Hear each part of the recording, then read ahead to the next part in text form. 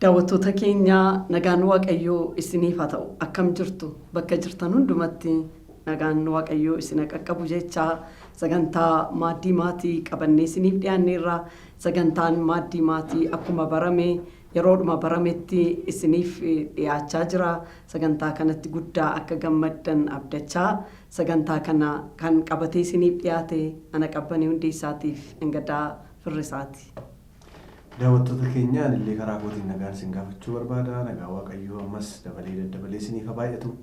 Waaqayyo nu gargaaree immoo torbee kana deemnee wal arguudhaaf carraa nuu kenneera. Amma akkuma kanaan dura gochaa turre sa'aatii marsiitti darbaa ture yeroo hundaa torbee sa'aatii kanatti sagantaa maaddii maatii isiniif darbaa tureera. Namoota hedduun karaa adda addaatiin nu bilbiltan jirtu, nu jajjabeessitan jirtu, sagantaa keenya irratti yaada gaaffii laattan jirtu. Waaqayyo isin eebbisu jechuu barbaannaa nullee kan yeroo dhageenyu baay'ee jajjabaanna.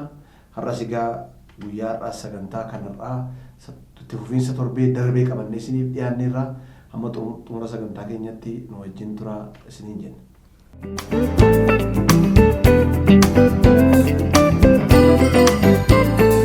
Tole egaan daawwattoota keenya sagantaa kanatti akkasiin guddaa gammaddan yaada adda addaa nuuf dhiyeessaa jirtu, bilbilaa jirtu, qaamaanis yeroo argitan nutti himaa jirtu, iimeeliillee akkasumattis immoo miidiyaa adda addaatiin nu quunnamtanii nuuf mesajii nu erguudhaan yaada jajjabinaa nu ergaa jirtu guddaa galatoomaa isiniin jechuun barbaadanis irra deebi'ee egaa akkuma kana ammas immoo sagantaan kun hiriyoota keessan afeeruudhaan ollaadhaas haa ta'u hiriyoota qabdan afeeruudhaan walii wajjin akkatti isin fayyadamtan isiniin jenna.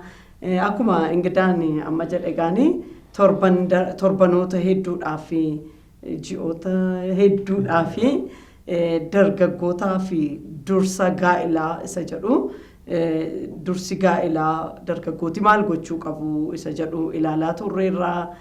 Dargaggummaarraa kaanee maal gochuu qabu akkamittiin gaa'ilatti seenuu isa jedhu waan baay'ee ilaalaa dhufnee amma gaanii gara kaadhimummaatti linnee kaadhimummaa keessatti maal gochuu qabu isa jedhu ilaalleerraa. Kaadhimummaa keessatti maal gochuu hin qaban isa jedhu walii wajjin ilaalleerraa. Maaltu eeyyamamaadha maaltu eeyyamamaa miti isa jedhu ilaalleerra deebinee immoo haala ittiin kaadhimummaan hafummoo diigamuu danda'u maanni isa jedhu ilaallee turre torbee darbee. Yaadachiifnee garuu garas har'aatti immoo fudhannee.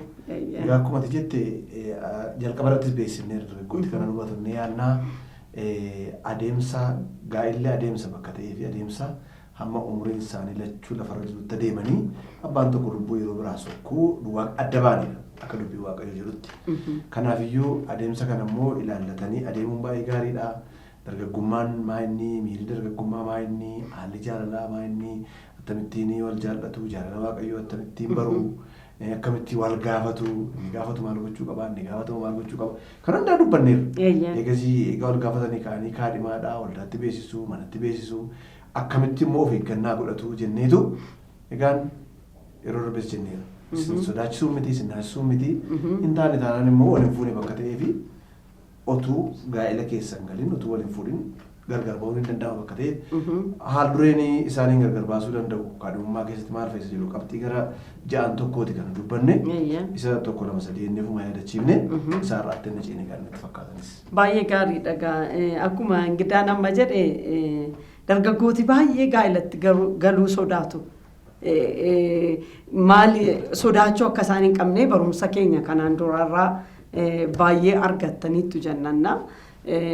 Namooti baay'eedhuma sodaachisanii dargaggoota akka gaa'elatti hin galle keessumaa warri gaa'elatti galanii dargaggoota akka gaa'elatti hin galle warri godhan jiru waaqayyo isaanii fadhiisu. Itti araaramu waaqayyo innaa maaliif waaqayyo eebbisee gaariidha jedhee kan ilmaan namaatiif kenne gatii ta'eef. Deebi'ee immoo baay'ee namooti tokko haasaa isaanii irratti dhageesseetti yoo ta'e lallabdooti tokkollee baadhuun baattaa ergatti lixxee baachuudha jedhanii dargaggoota sodaachisu. Ba'aa miti gaa'illi ba'aa miti. jaalala waaqayyootiin dhuguma hundaa'eera taanaan kan hawwataa kan waliif o'aa keessa jiraatan malee akka ba'aatti ba'aadhuma fudhatamuu hin qabu jannagaan dargaggootaa hin sodaatinaa gaa'illi baay'ee gaariidha baay'ee ulfina qabeessa hin sodaatinaa wal gargaaranii waliif mijatanii jireenya keessa jiraatanidha dhaabbata keessa jiraatanidha gaa'illee jechuun kanaaf egaan tokko lama innee isa yeroo darbeetti lixuudhaaf haala kaadhimummaa maal hambisuu danda'a hafuu hin danda'a jenneerra torban darbee yaadattu yoo ta'e hin danda'a maaliif waliin fuune gatii ta'eef hin danda'ama wal fuunaan walii kuun hin danda'amudha wangeelli walii kuunan jibba jedha waaqayyo gooftaan maccaa jedha milkiyaasirra raajii milkiyaasirra kaadhimummaan garuu waliin fuune gatii ta'eef qaamaan tokko hin taane fooniin tokko hin taane gatii ta'eef hafuu hin danda'a jennee ibsa gaariitti laannee irra torban darbe maal hambisa isa jedhu qabxii ja'aan tokko jira isa har'a tarii akka haaraatti namooti har'a ilaaltan jiraachuu dhaggeeffatan jiraachuu dandeessu gatii ta'eef maaltu kaadhimummaa hambisaa inni jalqabaa inni tokko amanamummaa isaa yoo hir'ise amanamummaa yoo dhabe isee ta'uu dandeessi isa ta'uu danda'a akka tasaa ejjatti yoo kufan walii wajjiniin ejjiin eeyyamamaa qunnamtiin saalaan eeyyamamaa isa jedhu ji'oota hedduu dura isinitti himneerra kaadhimummaa keessatti hin eeyyamamu akka carraa iseen dhiira biraa wajjin inni intala biraa wajjiniin nama biraa wajjiniin ejjaan yoo kufan amanamummaa yoo dhaban hafuu danda'a. Amanamummaan kun ejja duwwaa miti jennee torban darbe ibsinee turre ejja duwwaa miti amanamummaan wal gowwoomsuun jira wal gowwoomsuun wal sossobuun amanamummaa hir'isuudha jechuudha kun hambisuu danda'a. Egaa wal qabsiisuudhaaf jenneeti kan kana keessa dhugaa jirru irra yaadachiisuunis baay'ee gaariidha. Maaliif Qorontos keessatti sagalee waaqayyoo jira. Namoota dargaggooti keessuma kan isaan qabatanii ittiin falmii kaasan. Kutaan sun maal jedhaa haadhi manaanii abbaa manaa hin amanne qabaattu wayin qabdi yoo ta'e hin dhiisin karaa isheetiini inni fayyuu danda'a. Abbaan manaas immoo haadha manaa hin amanne yoo qabaate hin dhiisin karaa isaa isheen fayyuu dandeesseedha. Ishee kana fudhataniitu namooti waa'ee sammaa kanarrattis taanaan waa'ee namootuma hin amanne walitti hidhatanii hin dhiifnu fa'aa jedhan hin kaasu kana tuquu barbaadan keessumaa kan torbee darbe kaasuu qabnee hafe jedhee ayyaadu keessaa ijoollee hundi kaadhimummaan itti hidhamuu hidhatanii gochuu qabaniyyuu dhiisuu mitiitii amannaa isaa jirru kiristaanuma ta'anii amanaanuma ta'anii haal dureen akkasii jiraannaan wal dhiisuu hin danda'u. Keessumaa baanii namoota tokko immoo ijoolleen tokko maal jedhu maal ta'a anoo gara gooftaatti nan fidaa isa maal ta'a isee gara gooftaatti nan fidaa warra jedhan jiru. Luqqisa immoo isa kana fayyadamu haadha manaan abbaa manaan amanne yoo jiraate hin dhiisinsa jedhu. Jechichuma sarraayyuu kan inni jedhu maallee iddoon sun haadha manaadha abbaa manaadha. Jechi sana kana keessan tuquu barbaade maal jechuudha? Haadha manaa abbaa manaa kan jedhanii jarri kun otuu waaqayyoon hin beekin warra maal wal fuudhanidha. Otuu waaqayyoon hin beekin wal fuudhanii haadha manaaf abbaa manaa eega ta'anii achi keessaa akka tasaa tokko yoo amane jechuudha. Inni isin inni jedhu jechuudha. Already maal ta'aniiru haadha manaaf abbaa manaa ta'aniiru. Kanaaf kaadhimummaa keessattis kan harkisuu barbaadu namooti. Dhossanii namoota waaqayyoon hin beekne wal kaadhimmatanii dhossanii wal qabataniitu yeroo kana kaasanii gaaffii kana kaasuu hin danda'u namooti. Kanaafini isa kana keessaa itti dabaluu barbaada. Sagaleen waaqayyoo immoo ifa godhee lafa kaa'eera. Tokkoffaa Qorontos keessa ifniif dukkanni homaa walitti hin qabu jedha. Namoota hin amanne haala hin taaneen waliin hidhatan qabaatinaa. Inni amane isa amanee wajjiniin hidhatan qabu jedha ergaa Phaawulos qulqulluu gara warra Qorontos isa caafame keessatti. Kanaaf akkuma jettee walitti harkisuu barbaadu. Dhaqanii jaallataniitu maal ta'a amansiisuu nan danda'a deebi'uu dandeessi jechuudhaan isa kana fayyadamuu barbaadu. Inni kun immoo mata dureen isaa kontekstiin isaa gara biraadha waan biraa haasa'a jechuudha. Kanaaf amma dargaggoota yeroo asii waa'ee kaadhimummaa kaafnee kaadhimummaan hafuu hin danda'a kan jennu kanuma warra wal amanee amantiittis tokko ta'anii wal kaadhimmatanii deemanii wal fuuna jedhanii gara fuulduraatti deemaa jiran haala akkasii yoo isaan gufatee wal dhiisuu hin danda'u mirga qabuusa jedhudha. Deebinee lammaffaa irratti xunnee darbuudhaafi kun baay'ee nu naasofsiisu fira foonii ta'anii yoo argaman jennee irraa firri foonii waliin fuudhu akka safuu keenyatti waliin fuudhu akka seera biyya keenya keessatti bulaa jirtus firri waliin fuudhu kana isaanumaaf dhiinna akaakayyuu 7 jedhu warra kaan akaakayyuu 8 jedhu isa booddeedhu egaa hin beeknu kan aadaa keessa jiran keessatti qorachuu danda'u garuu durbii eessuma maaloo ta'anii wal fuudhuu kan dandeenye sirrii kan ta'anidha. Kanas yeroo dubbe xunnee dabare jechuudha. Kanaafiyyuu inni tokko yoo gooftaa dhiise yoo gane yoo amantii isaarraa booddeetti deebi'e isa sila kaasne sana fida jechuudha bakka ta'e.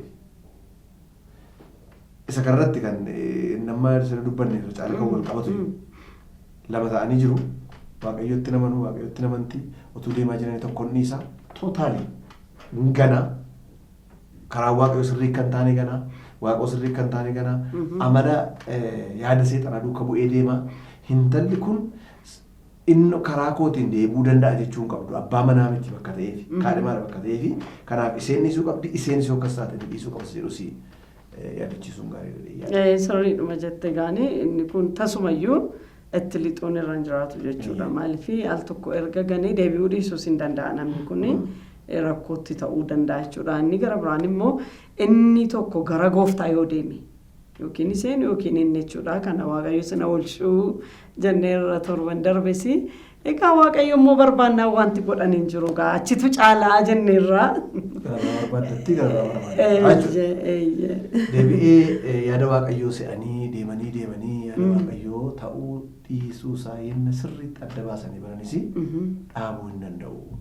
Maaliif wanti yaada waaqayyoo hin taane nama rakkisaa boorina callisanii wanti gara rakkinan qabudhanii waan waaqa walitti hin harkifne waan waaqa walitti hin finne maal attamiti jedhanii walitti dhufanii amma dhumaatti hin dhiibnu jedhanii yoo deeman boorri rakkatu bakka ta'eefi gaa'ela keessa galanii bor adda isaan baasan yoo ta'e yaada waaqayyoo se'anii namoota hin jalqabu miiraan hin jalqabu fooniin akkasumaan hin jalqabu namni walitti harkisuudhaan hin jalqabu itti fakkaatee walitti harkisuudhaan hin jalqabu itti fakkaatee hin jalqabu deemanii hin taane taanaan yeroo rubbi kaasnee irratti fakkaata warri waraqaayyuu wal fuudhuuf jiranii guyyaan beellamaa qabame hin dhiisanii namninnaan firootinnaan maal jennaan yaada waaqayyoo miti waaqoon nutti dubbate adda baafne barre kanaaf horii nagaadhaan gargar baanaa jedhan jiru kunis akka sababatti hin dhiisuu danda'an keessaa tokkodha. Inni jaffaaf inni dhumaa immoo gara fuulduraatti amala isaan walii wajjin jiraachisuu hin dandeenye qabu yoo ta'e kunis hambisuu danda'a. Maaliif?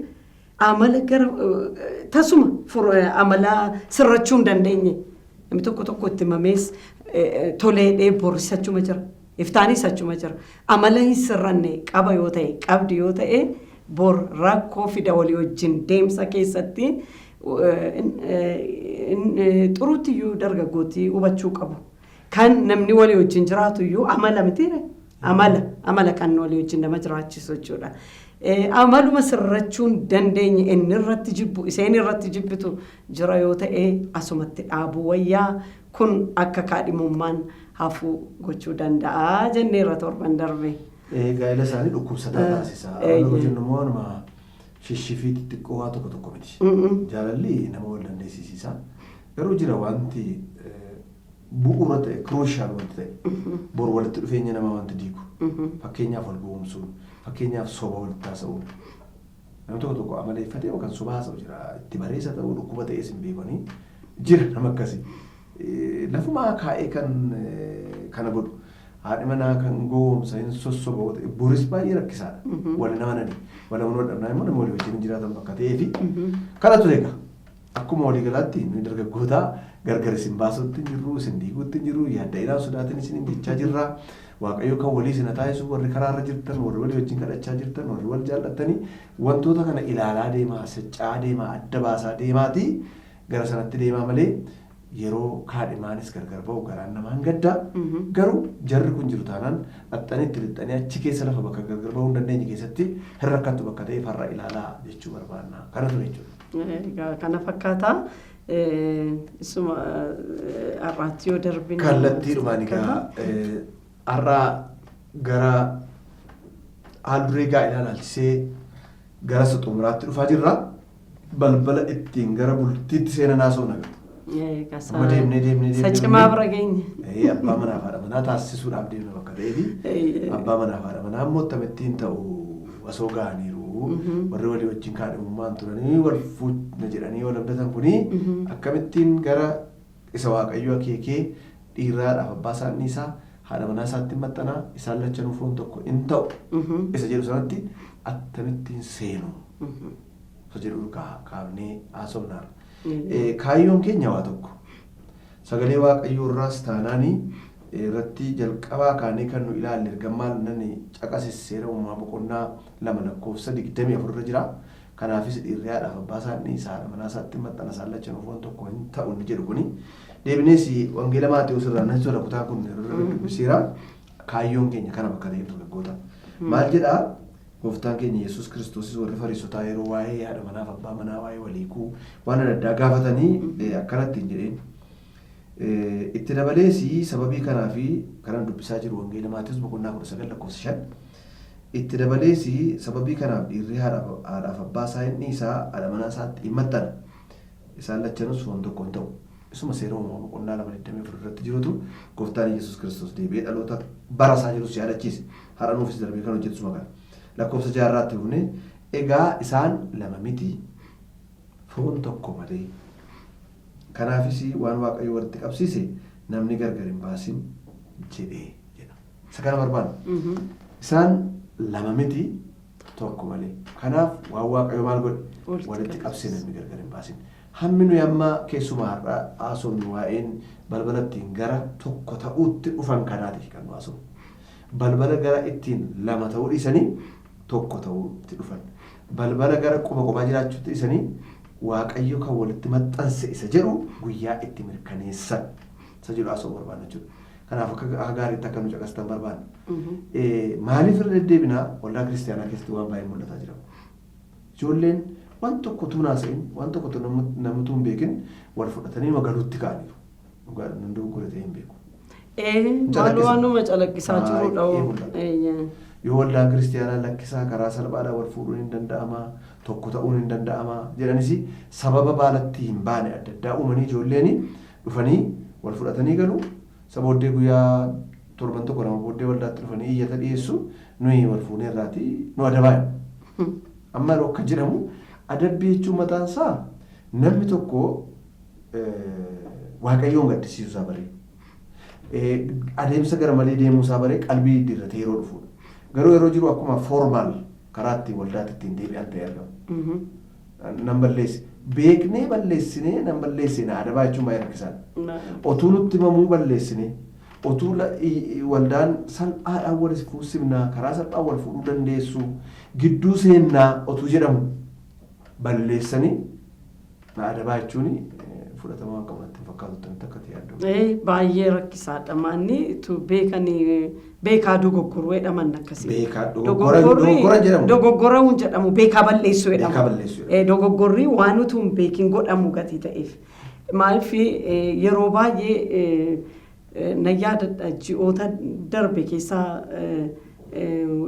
dargaggoota gaafannee turre warra cidhi isaanii fakkeenya ta'uu dargaggootaaf jenne.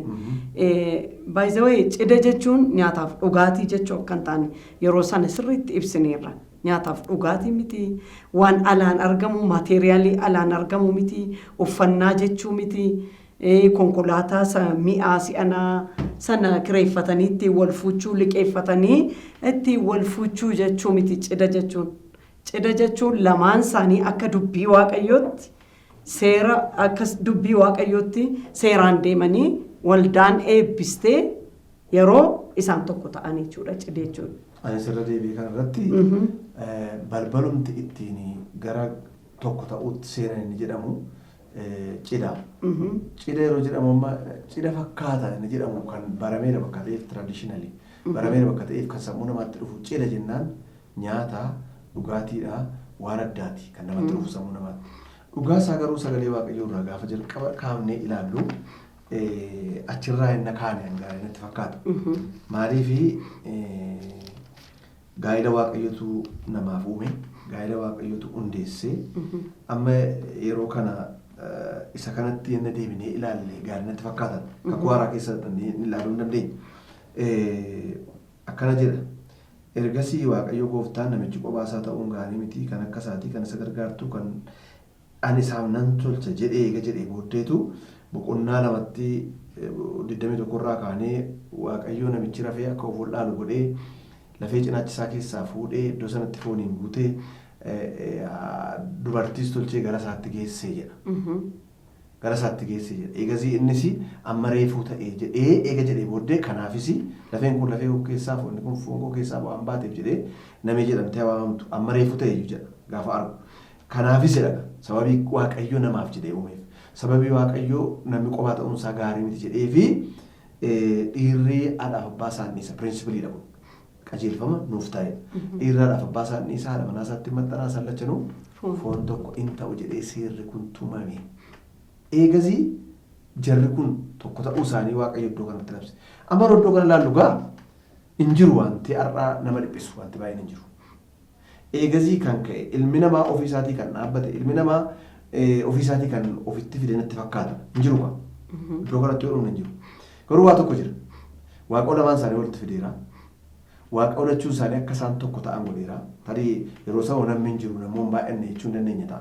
Qajeelfamee har'a nuyi ittiin geggeeffamnus yeroo namni hin jirredha kan inni dhufe. Inni maal jedhu dhiirri haadhaaf abbaa isaanii isaa yeroo sana haadhis hin jirtu abbaanis hin jiru. Kanaafiyyuu sagalee waaqayyoo baraabbaroota gidduutti hin jijjiiramu. Barri yoo darbee haalli yoo jijjiiramee sagalee waaqayyoo jiraataadha bakka ta'eef qajeelfama inni kun hamma har'aatti taa'ee hojjeta. Kanaaf namooti baay'een hedduun fakkeenya tata'anaa bara kana keessa argamaniiru. Kanaafuu sakaan ba'aa nuti ofirra kaa'e haala keessa jiraannu keessatti baramee dhufee ofirra kaa'ame malee balballi ittiin gara sanatti seenamu kan ta'uu qabu lamman isaanii warri wal kaadhimatanii turan sun yeroo itti isaan foon tokko ta'uu isaanii labsamu duwwaadha cidha jechuudha. Yeroo itti labsamu. Eeyyuun labsa kanaa akka seera akka itti deemaa dhufanitti waldaa keessa waaqayyoo warra geggeessitoota kaa'eera, luboota kaa'eera, eegdota kaa'eera, warra waldaa geggeessan sana tajaajilan kaa'eera, isaan biratti bakka bu'aa ta'anii. Iddoo kanatti waaqayyoo kana godhe. Isaan immoo iddoo sanatti lafa waaqayyoon duratti maqaa waaqayyootiin guyyaa kanaa jalqabe. Abaluu akkasitti deemaa turaniiru. Har'aa ka'anii garuu nuyi dhugaa baaneerra argineerra. Jarri kun adeemsa kanaan duraa dhiisanii haadhaaf abbaa dhiisanii foon tokko ta'anii itti fufuu abbaa manaaf haadha manaa ta'anii jedhanii labsu. Kana gaa'ela cidhachuu kan ittiin galamu. Sariidha cidha jechuun lamaan isaanii kan itti tokko ta'anidha. Yeroo baay'ee tokko ta'uun inni jedhamu kuni namooti filsifannaa adda addaatti fayyadamuu barbaadu. Akkamitti namni lama wal keessa galee tokko ta'a jedhu.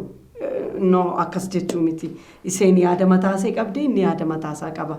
Taalentii mataasaa qaba, inni fedha mataasaa qabdi, fedha mataasaa qaba jechuudha. Jarri kuni tokko ta'uusa jedhu yeroo darbee lallabaan tokkotu lallabuu san yaadadheenda. Taaksii lixaniidhaan taaksii abbaa manaa fi manaa lixanii. Maanni waan isaa qabisaa akkam ture? Lubi gaafa wal fuusisee isaan tokko ta'uu sanarraa kaatanii tokko jedhee eebbisee gadhiisee isa booddee taaksii kaffaluu irratti abbaan manaa kaffalee meerre kan nama tokko kaffaltanooti kan isa tokko kan seeyoo ennaan lubii tokko taataniitu nuun jedheera. Lama miti tokko nuun jedhee. Isa kana jechuu miti akkas jechuu miti yaada mataasaa qabdi yaada mataasaa qaba.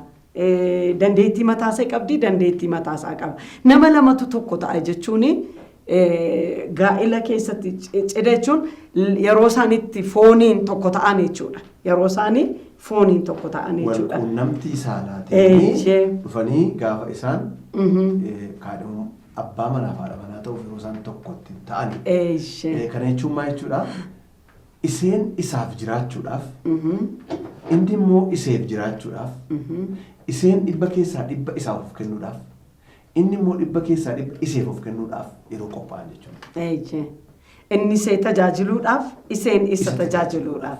Yeroo baay'ee biyya keenya keessatti. Iseen isa kunuunsuudhaaf, inni isee biyya keenya keessatti garuu kan barame iseen isa duwwaa tajaajiluudhaaf, gargaaruudhaaf, nyaachisuudhaaf, waan miicamu miicuudhaan, uffisuudhaan. Akka kana trendii akkasiitu jira waan akkasii. Pirinsipilichi gaarii inni jettee. Inni jettee sirriin waan mastaan. Garuu isa nyaachisuuf, obaasuuf, tajaajiluuf, kunuunsuuf. Kanaafuu garuu innis immoo isee kunuunsuuf, nyaachisuuf, obaasuuf, ho'uufiif, garaa laafuuf, kunuunsuun yeroo ta'u gara tokko ta'utti dhufachuudha. Kanaaf gaa'elumti keenyayyuu gaa'elumtiyyuu kan inni bareedaa ta'u.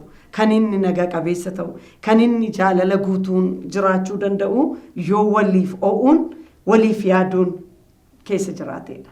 Dhuguma yaadaaf taanaan hin gargaaran. Dhuguma yaaddiif taanaan wanta inni barbaadu gootiif jechuudha. Dhuguma jaalalli dhugaan jiraannaan jechuudha. Wal gargaaruu dhugaatu jira jechuudha.